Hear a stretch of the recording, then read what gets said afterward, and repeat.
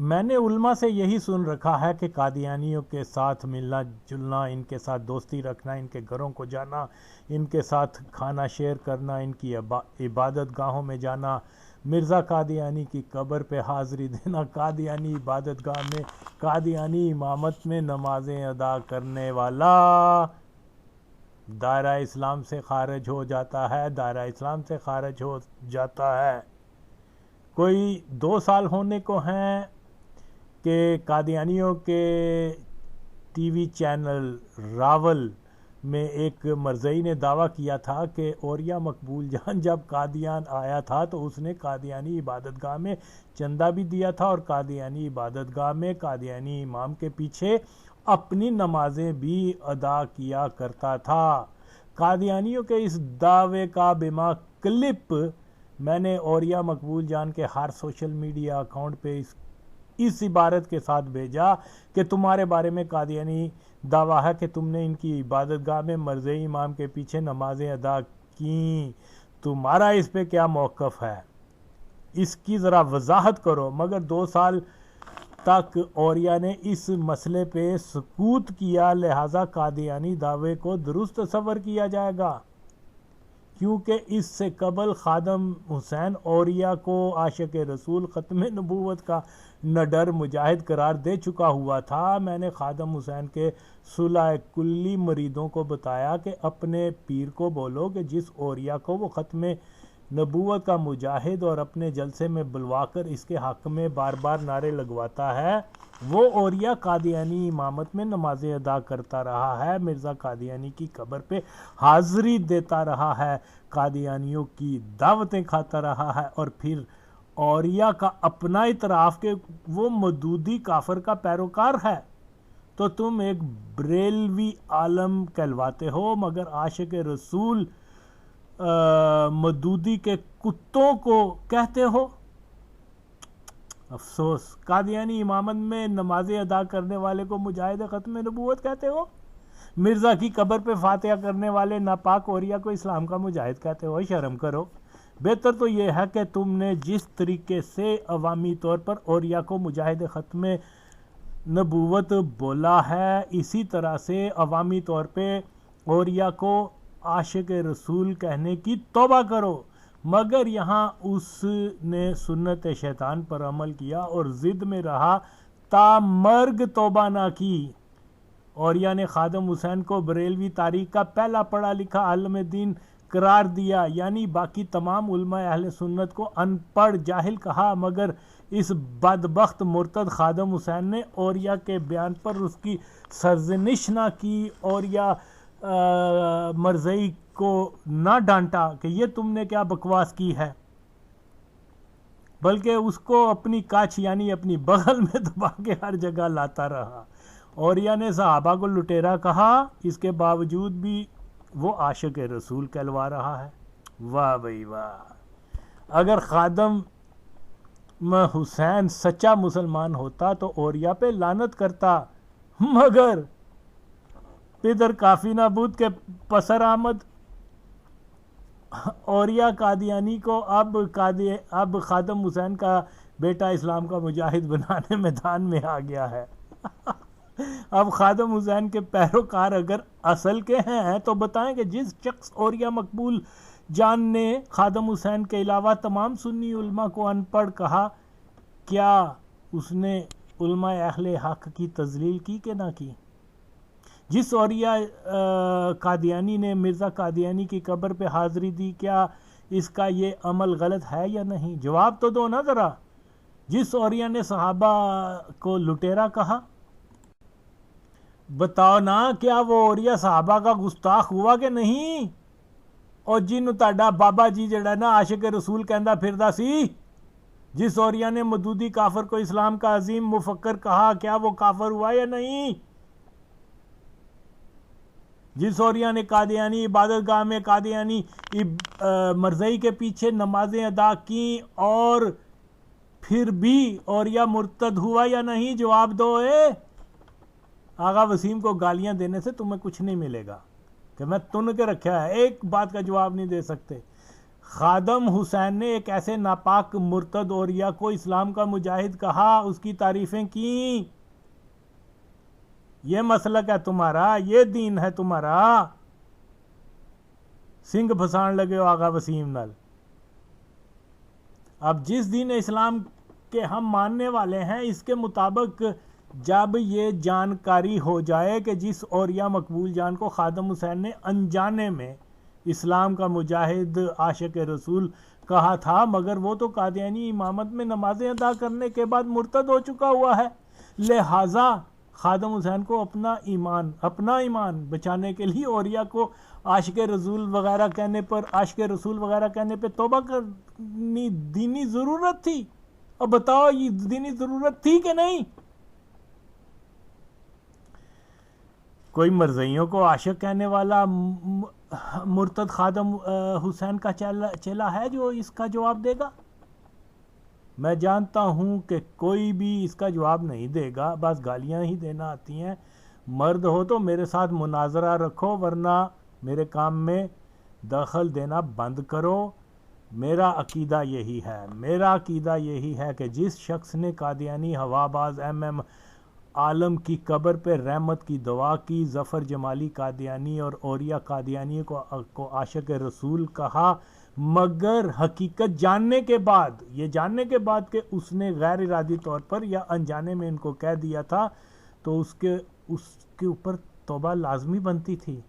لیکن جس نے توبہ نہیں کی، اس کا کوئی ثبوت نہیں ہے، تو ظاہری بات ہے کہ قادیانیوں کو عاشق رسول کہنے والا جو ہے وہ دین کے مطابق مرتد ہو گیا. لاؤ کسی عالم دین کا جواب، پھر میں تم کو مانوں نا. یہ تو صرف میں نے اوریا کے متعلق چند باتیں بتائی ہیں. اگر وہ جمالی اور دوسروں کے بارے میں بھی آئندہ دوبارہ سے ریکارڈ کر دوں گا تمام ثبوتوں کے ساتھ. تم لوگوں نے کیا بابا لگا رکھی ہے، ٹھیک ہے کرتے جاؤ، لیکن مجھے کیوں تنگ کرتے ہو؟ ایک کہو گے تو 10 سنو گے، یاد رکھو. میں تو ابھی بھی دعوت حق دیتا ہوں، آؤ ہم مل کے قادیانیوں کا مقابلہ کریں. انشاءاللہ تعالی وحدہ لا شریک کی قسم ہے کہ میری جو چیزیں آپ کو میں بتاؤں گا وہ قادیانیوں کے اوپر ایک ننگی تلوار ہوگی. ہم بہت کچھ کر سکتے ہیں. تم لوگوں نے دین اسلامی سارا بابے کو بنا لیا. شکر ہے جو انہوں نبی دا تسی خطاب نہیں دیتا. اوئے وہ جو ہوتے ہیں نا اللہ کے سچے ولی، تو خواب میں بھی کسی قادیانی کو عاشق رسول نہیں کہتے، کسی مرزائی کی قبر پہ انجانے میں بھی رحمت کی دعا نہیں کرتے، مرزائی کی امامت میں نماز ادا کرنے والے کو اسلام کا مجاہد قرار نہیں دیتے کہ وہ اللہ کے دوست ہوتے ہیں. اس لیے انجانے میں بھی اللہ ان کی زبانوں سے مرزائیوں کے لیے عاشق رسول کے الفاظ آنے نہیں دیتا. مگر جہاں بابا جی کو اسلام کے اصولوں پہ فوقیت دی جا رہی ہو تو پھر دلوں پہ مہر والی بات ہی تو ہے. جاؤ تم اپنے راستے پر، لگے رہو اس کے پیچھے. ہم نے تو دین کی بات کی ہے، اصول کی بات کی ہے، جس کا تم کوئی جواب نہیں دے سکتے، نہ تم میرا مقابلہ کر سکتے ہو. گالیاں دینا ہے تم نے، دیتے رہو، جو مرضی کرتے رہو. میں پھر بھی یہی کہتا ہوں کہ آئیں ہم میرا ساتھ دیں، ہم مل کے کام کریں، ایک دوسرے کی مشاورت سے پاکستان کو بچانا ہے، اسلام کی خدمت کرنی ہے. تو خدا کے لیے یہ اب بابا جی کا پیچھا چھوڑ دو. اس نے بڑی گمراہی پیدا کی ہے، اس کی وجہ سے جو ہے بے شمار نقصان ہوا ہے. اس نے کوئی قادیانیت کے خلاف کام نہیں کیا. قادیانیت کے خلاف میں کام کر رہا ہوں، میں بتا رہا ہوں کہ کس طریقے سے ہم یہ اقبال کی شاعری وائری سنانے سے کچھ نہیں ہوگا. اقبال بھی زیادہ زندگی مرزائی ہی رہا ہے، تو باقی اس کی شاعری میں کفریات بھی ہیں. اگر آپ لوگ وہ اس کو بابا جی اس کو پتہ نہیں کیا بنا رہے تھے. خیر یہ علیحدہ موضوع ہے. دیکھیے لڑنے کا کوئی فائدہ نہیں ہے. میری اگر کوئی بات غلط ہے نا، آئیں پیار محبت سے بات کر لیتے ہیں، کوئی ایسا مسئلہ نہیں ہے. اگر آپ بھی قادیانیوں کے خلاف ہیں اور آپ بھی سمجھتے ہیں کہ آپ تو خیر سمجھتے ہیں یا نہیں سمجھتے، میں سمجھتا ہوں کہ پاکستان کو جو ہے نا ریاست قادیانی تسلط ریاست بنا دیا گیا ہوا ہے، اور اس میں زیادہ دخل سچی بات ہے کہ علماء کی غفلت ہے۔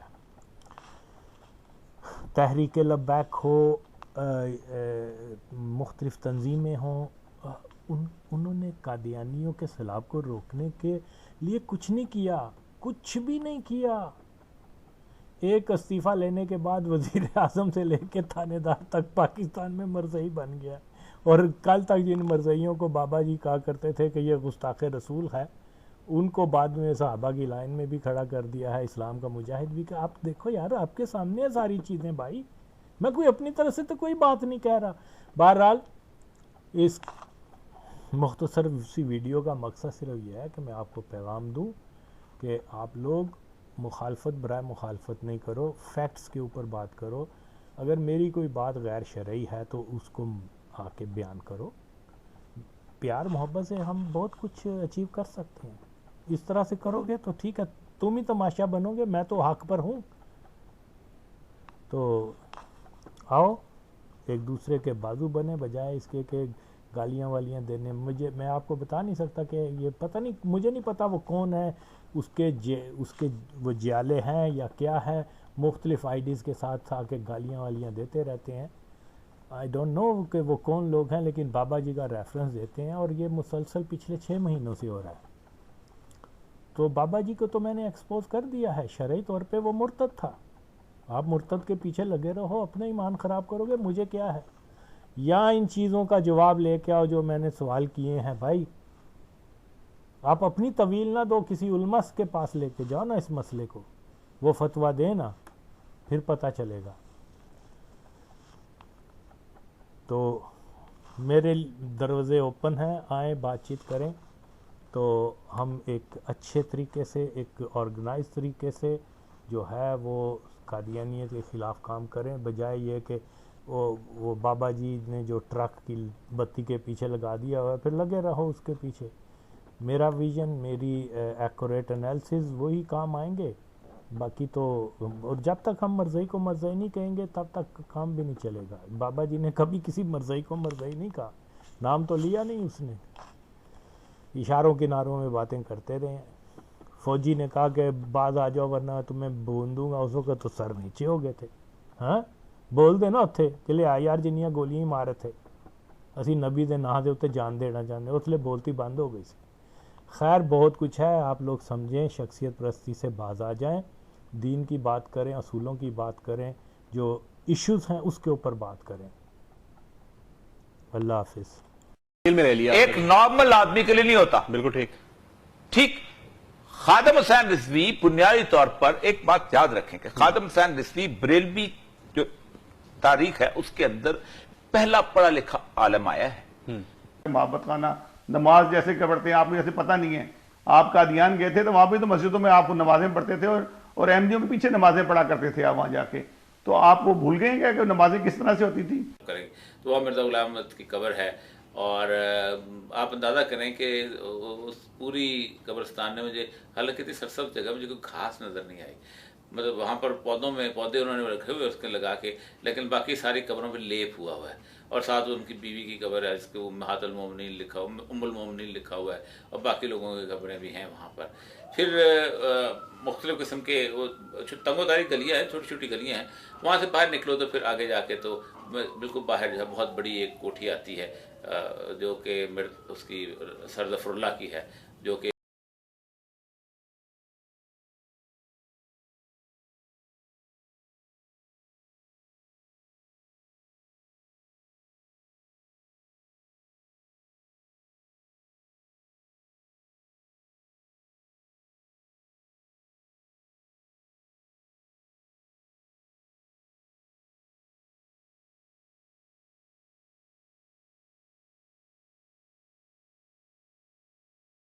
پیدا کر دے گا، لیکن رسول اللہ کو پتا تھا کہ میں آخری نبی ہوں۔ نہیں تو یہ ایک تو یہ، اور دوسری بات یہ ہے کہ احد کا معاملہ ہے، ظاہر بات ہے احد کے معاملے کے اندر ڈانٹ پڑی ہوئی ہے، پوری امت کو پڑی ہوئی ہے، ہم مانتے ہیں، نیچے وہ لوگ جو تھے، اور ظاہر بات ہے جن صحابہ نے رسول اللہ کے حکم کی عدولی کی وہ یقیناً لوٹ مار کرنے کے لیے گئے تھے، کیونکہ غنیمت سر اس وقت ہوتے ہیں جب رسول پیدا کر دے گا، لیکن رسول اللہ کو پتا تھا کہ میں آخری نبی ہوں۔ نہیں تو یہ اور دوسری بات یہ ہے کہ احد کا معاملہ ہے، ظاہر بات ہے احد کے معاملے کے اندر ڈانٹ پڑی ہوئی ہے، پوری امت کو پڑی ہوئی ہے، ہم مانتے ہیں نیچے وہ لوگ جو تھے، اور ظاہر بات ہے جن صحابہ نے رسول اللہ کے حکم کی عدولی کی وہ یقیناً لوٹ مار کرنے کے لیے گئے تھے، کیونکہ غنیمت سر اس وقت پیدا کر دے گا، لیکن رسول اللہ کو پتا تھا کہ میں آخری نبی ہوں۔ نہیں تو یہ اور دوسری بات یہ ہے کہ احد کا معاملہ ہے، ظاہر بات ہے احد کے معاملے کے اندر ڈانٹ پڑی ہوئی ہے، پوری امت کو پڑی ہوئی ہے، ہم مانتے ہیں نیچے وہ لوگ جو تھے، اور ظاہر بات ہے جن صحابہ نے رسول اللہ کے حکم کی عدولی کی وہ یقیناً لوٹ مار کرنے کے لیے گئے تھے، کیونکہ پیدا کر دے گا، لیکن رسول اللہ کو پتا تھا کہ میں آخری نبی ہوں۔ نہیں تو یہ اور دوسری بات یہ ہے کہ احد کا معاملہ ہے، ظاہر بات ہے احد کے معاملے کے اندر ڈانٹ پڑی ہوئی ہے، پوری پیدا کر دے گا، لیکن رسول اللہ کو پتا تھا کہ میں آخری نبی ہوں۔ نہیں تو یہ اور دوسری بات یہ ہے کہ احد کا معاملہ ہے، ظاہر بات ہے احد کے معاملے کے اندر ڈانٹ پڑی ہوئی ہے، ہم مانتے ہیں نیچے وہ لوگ جو تھے، اور ظاہر بات ہے جن صحابہ نے رسول اللہ کے حکم کی عدولی کی وہ یقیناً لوٹ مار کرنے کے لیے گئے تھے، کیونکہ